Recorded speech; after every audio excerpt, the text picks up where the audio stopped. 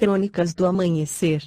Por Feijão, Centro Espírita Allan Kardec de Balneário Gaivota. Balneário Gaivota, 20 de agosto de 2026.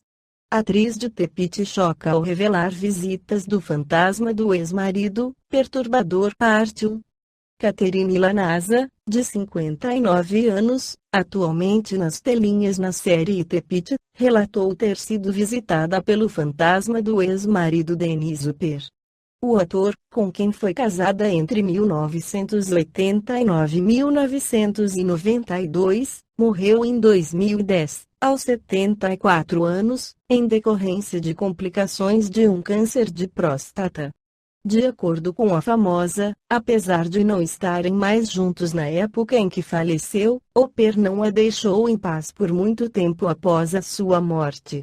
Eu fui a última esposa com quem ele esteve que não estava se divorciando, então acho que esse nível de intimidade quando se está morrendo talvez seja algo que só se possa ter com um parceiro, refletiu, em entrevista à W Magazine. A atriz de Tepiti relembra aparições relembrando o período de assombração. Lanasa citou um dia no qual o ex-marido apareceu para ela com a mesma aparência de quando estava na cerimônia do Oscar. Entretanto, no episódio, ele estava em uma cadeira de rodas e acabou caindo. E foi extremamente perturbador. Eu disse a ele que precisava me deixar em paz, contou. Além disso, houve ainda outra ocasião, logo depois de compartilhar com um amigo sobre o quão estranha vinha se sentindo. Ela relatou que voltava para casa por um caminho diferente, quando se deparou com uma galeria cheia de fotos de Denis Upper. Uma imagem específica, do ator piscando para a câmera, ficou em sua memória. Após esse episódio, Caterine voltou a vê-lo somente mais uma vez, em um sonho. Estávamos ambos em uma cafeteria na Grécia, e ele me disse que estava bem. Nunca mais tive notícias dele, declarou. Na Revista Espírita de julho de 1860, Allan Kardec analisa esse fenômeno no artigo sobre os fantasmas. A Academia assim define este vocábulo, diz-se dos espíritos que se supõem voltarem do outro mundo. Ela não diz que voltam. Só os espíritas são bastante loucos para ousarem a afirmar tais coisas. Seja como for, pode-se dizer que a crença nos fantasmas é universal.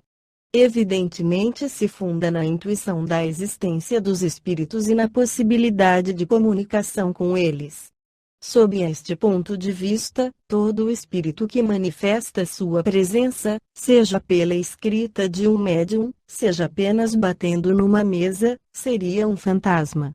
Mas geralmente esse nome quase sepulcral é reservado para os que se tornam visíveis e que se supõe, como diz com razão a Academia, vir em circunstâncias mais dramáticas. São histórias de comadres. O fato em si, não, os acessórios, sim. Sabe-se que os espíritos podem manifestar-se à vista, e até mesmo sob uma forma tangível, eis o que é real. Mas o que é fantástico são os acessórios, onde o medo, que tudo exagera, ordinariamente acompanha esse fenômeno em si tão simples que se explica por uma lei muito natural e que, consequentemente, nada tem de maravilhoso nem de diabólico. Por que, então, temem-se os fantasmas? Precisamente por causa desses mesmos acessórios que a imaginação se compraz em tornar apavorantes, porque ela se apavorou e talvez tivesse acreditado ver o que não viu. Em geral eles são representados sob um aspecto lúgubre, vindo de preferência à noite, de preferência nas noites mais escuras, em horas fatais, em lugares sinistros, amortalhados ou vestidos de modo esquisito. Ao contrário, o Espiritismo ensina que os espíritos podem mostrar-se em qualquer lugar, a qualquer hora, de dia como de noite, que em geral o fazem sob a aparência que tinham em vida, que só a imaginação criou os fantasmas, que os que aparecem, longe de serem temíveis, as mais das vezes são parentes ou amigos que vêm a nós por afeição, ou espíritos infelizes aos quais podemos ajudar. Também são, por vezes, brincalhões do mundo espírita, que se divertem às nossas custas e se riem do medo que causam. Compreende-se que com estes o melhor meio é rir também, e provar-lhes que não temos medo. Aliás, eles se limitam quase sempre a fazer barulho e raramente se tornam visíveis.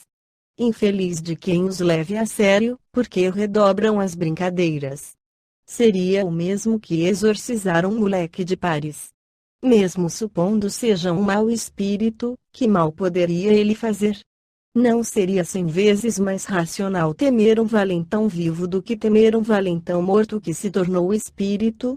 Aliás, sabemos que estamos constantemente rodeados por espíritos, que só diferem dos que chamamos fantasmas porque não os vemos. Os adversários do espiritismo não deixarão de acusá-lo por aceitar uma crença supersticiosa. Mas o fato das manifestações visíveis, constatado, explicado pela teoria e confirmado por inúmeras testemunhas, não se pode impedir, e nem mesmo todas as negações poderão impedir que se reproduza, porque há poucas pessoas que, consultando as suas lembranças, não se recordam de algum caso dessa natureza e que não podem pôr em dúvida.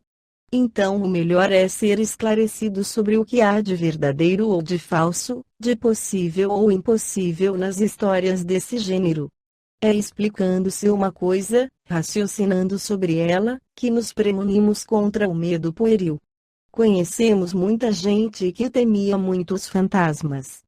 Hoje que, graças ao espiritismo, sabem o que é isto, seu maior desejo é virão. Conhecemos outras que tiveram visões que as tinham apavorado, agora que as compreendem, não mais se abalam. Conhecem-se os perigos do mal do medo para os cérebros fracos. Ora, um dos resultados do conhecimento do espiritismo esclarecido é precisamente curar esse mal, o que não é um dos seus menores benefícios. Esta foi a crônica do amanhecer de 20 de agosto de 2026. Por Alfredo Feijão Lopes.